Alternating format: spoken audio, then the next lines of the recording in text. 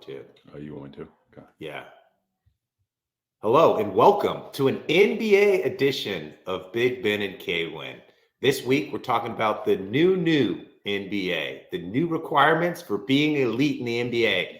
I'll break down our new algorithm. Ben and I will banter on which Western Conference teams match, and we'll have a little fun around the way. I'm K Winn. He's my alley-oop partner, Big Ben. Let's go. Ooh, okay. Okay in OKC. Wow. Okay, just more than okay in OKC. We'll get into that. Before we do, we have to give a shout out to our promo sponsor. That is Winstreaks, WINSTREAKZ. When you enter the App Store, this is an app. Get on your phone, go to the App Store, and search WINSTREAKZ. No obligation to play. A simple app in which you pick teams you believe are going to win, build your streak throughout the week, and you'll win some money. That's right. You don't have to pay anything to win money. Easy. You get more money, or excuse me, more points if you bet on the dog, a little less points if you bet on the favorite. Go in and enter the referral code K Winn. That's KWINN. And then, in a sense, you'll be playing with us as well. We'll be able to track how you're doing. Again, that's WINSTREAKZ in the App Store. It's fun. It's easy. I do it. It takes me 2 to 3 minutes a day. I bet some dogs, bet some winners throughout the week. Maybe I win some money. Maybe I don't. Maybe my bets come through. Maybe they don't. All in all, I'm not betting my money. I'm able to keep my money. Sometimes I win some money or a T-shirt. Didn't wear it today, but gosh, it's soft. All right, let's get into who else is on a streak. Before we get into that, you can scan the QR code at the top of this podcast if you're watching. I know I said that last week. I messed up with the banner ad, but I did not mess up with the banner ad this week. So you can scan the QR code. It takes you right to the App Store. You can get in, use our referral code, K-Winn, and start betting. It's wild card weekend. We've got the Natty on Monday. Pick some dogs. Pick some winners. Pick some dogs. All right. And before you do that, for those that don't know how to scan a QR code, simply point your picture, or excuse me, go to your camera, point it at the screen. It will pop up. Click on the link. The link will take you to the App Store, more than likely, or a place where you can download the promo code. I'm just thinking about those that don't understand the little QR codes. Maybe you like a real menu at the restaurant. I get you. COVID came and went, but scan the QR code, like you said. NBA. So I've been wanting to do this podcast for like 2 weeks. And I decided that we should do it today for a couple reasons. It's week 18. The playoffs are started. NFL's over. The Niners are going to win. We don't even really need to talk about it anymore. So let's get into the NBA. On we go, as you would say. Okay, in OKC, as I said. Okay, when this is my favorite team, has been. This is our favorite team, and let's give the fans and listeners a little perspective. It was this summer when you said Shea was going to be MVP of the league, and then I doubled down early this fall and I said OKC would at least be the 5th seed in the West. We actually might be right on both of those. The way they're playing, I know they're only about 35 games in. There's a lot left to play, but there's a lot to like. And the ceiling can only go up from here. Yeah, the reason you got to like that one, we should have played that parlay. Oh, yeah. That was a good money parlay right there. One reason that's big, they're the youngest team in the NBA. Legs are always fresh. And two, I was a witness to Shea. Like, I watched him take down Portland, and he's done the same thing each and every night. He's so consistent, so buttery, so, give me another adjective, K Winn. Smooth, like peanut butter. Yeah, not chunky, smooth. And Sam Presti is an utter genius. He's the money ball of the NBA. He's got so many draft picks too. Like, they could make a move to get even better. Or they could kind of sit back and let like Jalen Williams and Chet take that next level to get better. That's why it's so scary right now that they're playing this well, because there's so much more upside in everything that they can do, as well as Shea. Yeah, I mean, Shea's the leader. He's the foundation. And then Chet's hitting. Chet's becoming his own man. He's got a beard now. I think the beard plays a big part in it. And then there's an article on Jalen Williams from Santa Clara University. those three actually being a big three now in the NBA, which we've seen. Giddy's a nice little promotional player on the side, fourth man, fifth man. They're deep, they're young, they're fun to watch. As you said, Presti's got it's not a plug and play type thing. It's really, he's developing players. And they complement each other, which is very hard to do in this day in the NBA. Shea's kind of like your point forward. Everything goes through him. You put him at the top. You spread him with shooters. Chet can shoot. Jalen can shoot. Jalen plays D. Chet plays D. Your best player, Shea, plays D. That's why the sky's the limit, really, for this team. They can shoot. They can score. They can play D. And they're humble and they want it. Yes. And there was an article I was reading how you look at them play D. And I don't know about you, but back in the day, it was like, all right, the tougher we make it for them on offense, the easier it is for us on offense, effectively, right? If we wear them down, and arms are in passing lanes, shots are being continually contested. Like there's no easy shots, there's no easy passes. They're communicating on screens, and that's a big benefit to them. On the other side of the offensive end, pick and pops, pick and rolls. Chet's a matchup nightmare. Oh yeah. Shea can use any screen to get to the hole. Mid-range jumpers are nice.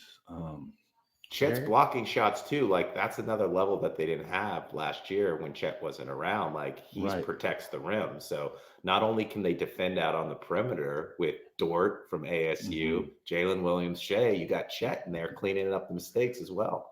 Yeah, and they can get out and run. They got an international feel with Giddy and a few other players on their team. It's just, and they don't get cheated. You don't see a possession where it's like, man, that was just a kind of dump. They also discuss that each player has a particular move later in the shot clock. When you make a team defend, right? They don't get cheated on any possession for that matter, defensive or offensive. And when you make a team and you're young like that, right? You're not an old team where you're just leaking out games, but rather you're just, some teams are having to submit. We've seen, in terms of just resources and, fouls and so forth, they can only go so deep. OKC is the inverse of those Warriors. Oh yeah. That Warriors team you're wearing. I'm going to get into the new NBA. We got a new algorithm. But before I get into the new NBA and what makes a team elite, I'm going to take you back a little bit, a little history lesson. The NBA used to be very binary. Big men, defense. You've got Bill Russell. You've got Robert Parrish, Mikhail Bird. You got Shaq. You got Tim Duncan. You had Moses Malone. You had Wilt Chamberlain. And oh, by the way, I know you're going to say, what about Michael Jordan in Chicago? Like that was the GOAT, right? So that was something that we'll never see again. But for the most part, it was a pretty vanilla NBA. And then came along Mike D'Antoni. It was small ball. I'm going to move my 4, who's Amari Stoudemire, to 5. I'm going to move my 3, Sean Marion, to 4. I'm going to spread you out. I'm going to shoot threes. And that was a step in the next direction. Then the Warriors took it another level. It was small ball with high volume, high efficiency, 3-point shooting. And they did it. 4 championships in 8 years. Kevin Durant helped. But at the end of the run, I don't know if everyone saw it, but I did. It was masked behind Steph Curry's brilliant performance against the Celtics and the Celtics' inexperience. They really didn't have anyone else, and their bigs couldn't do a whole lot, which was exposed when they played the Lakers last year in the playoffs, because the Lakers basically were only guarding 3 players on the Warriors. So I'm going to get into the new NBA. And it takes 5 things to be elite. So listen to them, Big Ben. I'm going to break them down. Number 1, you've got to be able to score at least 121 points a game. It's offense, it's offense, it's offense. Like the defensive rules, you really can't touch or slow down a player. So it's all built for points and scoring. So you got to be able to score. And when you score, you need 2 elite scorers. Like the elite scorers, I'm talking someone who's averaging between 20 and 30 points a game. You need your 1A and your 1B. 3, here's the thing that's really hurting the Warriors. You need your so-called big men. I won't call it a 4 or 5 because it's positionless basketball, but you need your big men. They need to be able to hit and shoot 3-pointers. 4, you need to play team defense. Now, I said it is an offensive league, but you still got to be able to stop another team in the playoffs or at the right time. So you need defensive components or people who can make a stop. And last but not least, you need your defenders to actually score. Like if you look at Looney and you look at Draymond, they can't score. They can't hit the three. Look at Boston. They can all defend. They can all shoot. You got Porzingis. Look at OKC. You've got Chet. Their three best players defend. Look at Philly. Embiid defends. Look at Denver. Jokic doesn't necessarily defend, but Aaron Gordon, who's their defender, can score. And Jokic is a joke. He can do so much more than what Steph can do. Steph can score, but he needs support around him. I agree with you wholeheartedly on everything you're saying. 121 points, you're right. I think there was a day recently in which all teams averaged 134 points across the NBA, which is ridiculous, right? A few teams eclipsed 144 points in a single game, which is the most that they've seen since, I don't know what it was, like 2001. And I think you're exactly right on the defensive front. Like we've heard the term 3-and-D, thrown around and how valuable those players are. There was a recent trade between Toronto and the Knicks in which RJ Barrett went to Toronto and I forget his last name. And Ginobili. I'm going to butcher it. Ginobili came to the Knicks, and everyone kind of scratched their head and they go, well, the Knicks need to get tougher. They need to be able to play defense. We need someone that can guard the best player on their team night in, night out. Multiple positions. Exactly. Right. And so that's where the value's trending. We're going to go get players, to your point, that can put up numbers, that can put up, make buckets, shoot threes and so forth, get to the rim. But we also need players that can stop the other team. And going back to Dan Antonio's team, I think, when he tried that formula where we're just going to outscore you, it got exhaustive down the stretch. He brought in good scores, but if you can't stop someone else, you maybe, you can't go punch for punch. It's not who has the ball last.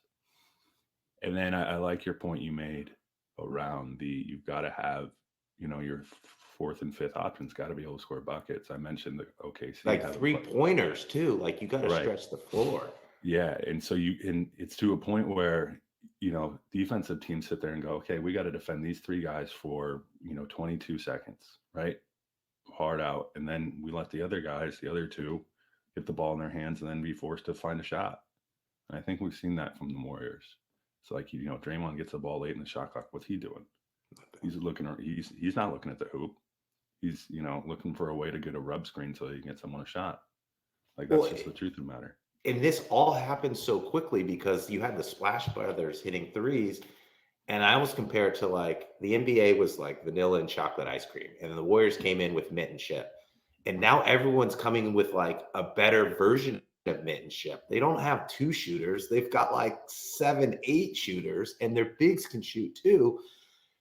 And it's really, really made the difference. Like look at Minnesota, like Cat, he can shoot the 3. You've got Towns. You've got like Jaden McDaniels. Like look at Denver, Michael Porter, Aaron Gordon. Everyone on the Celtics can do it. Embiid is shooting the threes. Like it's just so much different. And I'll go back to the Warriors here. Is like Draymond and Looney have been great for the Warriors for a very long time, but their role in the NBA is slowly going away. And what I'm talking about is like a one-dimensional player. Like you're going to rebound and play defense, maybe 2-dimensional.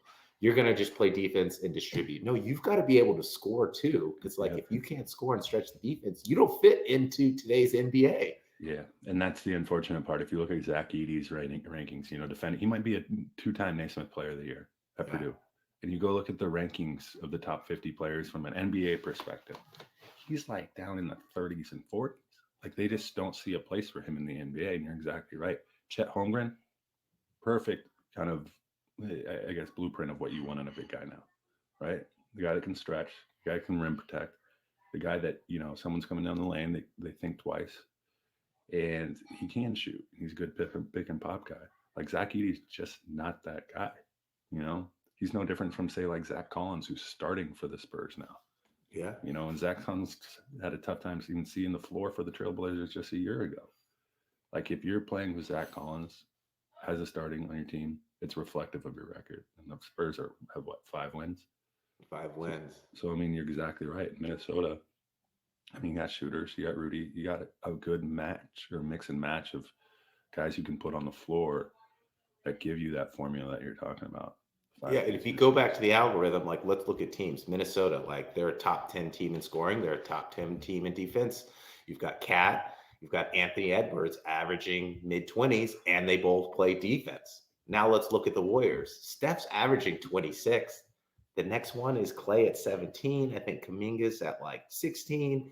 Wiggins is at like 12. Like they don't have enough to score 130 on any given night. They're top 10 in offense, but they're like towards the middle of the pack in defense, and their bigs can't shoot, and they're one dimensional. Yeah. Go out east too. Look at I mean, the reason everyone looks at Giannis as the reason for the Milwaukee's resurgence. No, Brooke Lopez. Yeah. Like Brooke was ahead of the game. There's a reason that guy went to Stanford. He was ahead of the game. What did he do in the offseason? He didn't go bigger or faster. He just learned how to shoot really well, and that's what he's done. The same could be said for like the resurgence of Porzingis. Like the Celtics are like when they traded for Porzingis, Porzingis kind of said, "Okay, here's going to be my role going forward," and that's what he's done. Celtics has been amazing. He's been a compliment to Brown and Tatum there. So you're right. It's like the haves and the has-nots in the Yeah. NBA right now. Like if you have that formula, you just ironed out, you're going to be okay. If you don't, you're done. You're Like done. it's simple, and that's why people are making trades for guys like Yeah. OC. Like they realize there's holes, right? They got to be able to defend the best player night in, night out. And like in the West, that's the same thing. They know they're going to be able to get past the Warriors if someone can just lick Steph Curry and Klay Thompson for 40 minutes or whatever it is. Go back to your Bucks comment. It's almost like that they knew our algorithm before we talked about Yeah, that. exactly. Because everyone was like, well, why would they get rid of Drew Holiday? He's a good defender. Well, Dame is that other scorer that can help Giannis in the playoffs. And I'm not saying defense doesn't matter. It just doesn't matter as much. Like there Right. aren't the bad boys of the NBA, the Pistons, or even the next version with Ben Wallace and Tayshaun Prince and Rasheed. Like those teams don't exist. Those players don't exist because the NBA doesn't allow defense anymore. Well, it used to be it was easier to prevent a bucket than get a bucket. But now, to your point, with the rules, around, the ref and promotion of scoring, Adam Silver would rather see 140 points a night than 80. That's for sure. So it is easier to score than actually prevent someone else from scoring, right? Shooting's gone up, percentage has gone up. Like I don't know what it was back in the day, what you were considered. I'd be anxious or interested in seeing like Reggie Miller's 3-point percentage versus guys but they're putting up so many threes. People anywhere like above 35% are considered really good shooters Yeah. in the NBA, which is crazy.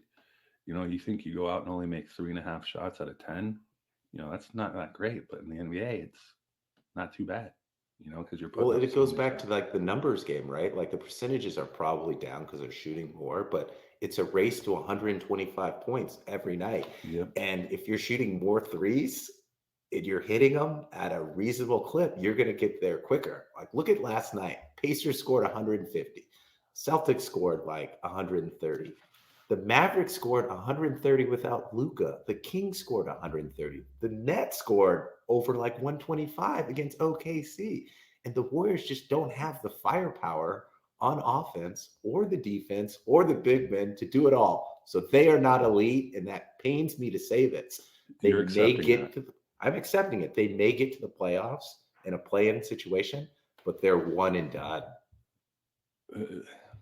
All right, can I gotta hand it. If I was to vote to swap your hat for any one team that you could collectively take on right now, I think we've seen some problems with the Lakers. Oh yeah. Clippers are they were like one game over 500 no more than a month ago, I think. We were blasting them. I mean, it was bad, right? We go, there's no way this is gonna work. Absolutely no way. There's no way Harden, Kawhi, and George are gonna work out. What's With Russell Westbrook. gonna do? What are they gonna do? You mentioned the word humbled. I think Westbrook's been humbled a little bit. He says, "Hey, if I want to win, I'm a guy that hasn't won very much wherever I've been." Um, and then you got Kawhi and Paul. They're pretty healthy now, both really good scorers. And then you came in and threw Harden in the mix. Harden's averaging 8.5 to 9 points, 9 assists a night. Yeah. I mean, he's Gosh, so you played a clip where I was just trashing him for not adapting to the team around him, but it looks like he is, and I guess it's working. So I don't know if Ballmer's paying him more on the side or what's going on in LA, but the Clippers are paying well. Well, And they they're fit sneaky. the algorithm. They can Yep. score 120. You got Kawhi and PG can average in the mid 20s. They actually play defense because Kawhi and Leonard go both ways. James, but you got Zubac in the middle cleaning up. PJ Tucker. Yeah, We were wrong about the Clippers. I was wrong. I was wrong too. I could have countered your argument, but I rode along and I piled on James Harden. So, Mr. Harden, if you are listening to this from Spirit Rhino or wherever you are at a strip club, we sincerely apologize. Yeah. Halliburton's the beast too. You got to give a The shout Pacers out to are him, leading the league in scoring. It's Miles Turner, who no one wanted, is averaging 17 points a game, and he's a big man who shoots threes and plays defense. Yes, he's as it stands today, the play-in games are the Warriors, Rockets, Suns, and Pelicans in the West. Ooh. The Suns, I mean, Beal, go back to your algorithm. Does that work with the Suns? You got Durant, you got Beal, and you got Booker. What's missing? So they can score 120. They've got superstars. I think the part that they lack in is their team defense. Like the Celtics have superstars. Right, the Sixers have, but I don't think the Suns can physically play defense when they need to. Like Durant's getting old. Beal plays no defense. Jokic, he's having a good year.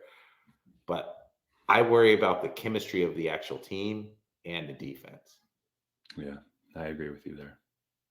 NBA is in a good spot. I mean, in terms of just excitement, I didn't watch any of the Christmas games, but from everything that I've seen in terms of, it seems like there's, especially this year, there's more like you get the Chet Holmgrens, the Halliburtons, kind of these guys emerging.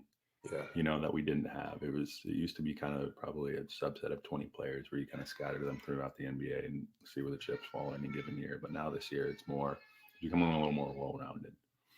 Well, look at the Western Conference. Minnesota, OKC's 2, Denver's 3, Clippers are 4. The Pelicans are right around there. The Kings are around there. Like the old guard isn't in there. Like the Lakers aren't in there. The Warriors aren't in there. Portland was good for a long time. It's the new NBA. I'm being summoned. All right. Should we close out here? Let's get out of here. Good NBA update. Well done. We'll have more NBA. We'll have shorter podcasts. We've got a little long because we got a little excited. It's football season. But remember to follow us, Instagram, Twitter, TikTok, wherever you get your podcast, at Big Ben K Winn _, at Big Ben K Winn _. We are live every week, nofilter.net, Caffeine TV, and YouTube. If you're more of an audio podcast person, anywhere you get your podcast, download, listen, subscribe, 5-star ratings. And last but not least, scan the promo code. If you're listening, download the Win Streaks app, use the referral code K Winn. Go Hawks, go Niners, go Rams. Go Grizz, go Dogs. Great day, great weekend coming up. Let's get it. Boom. Boom. Good stuff.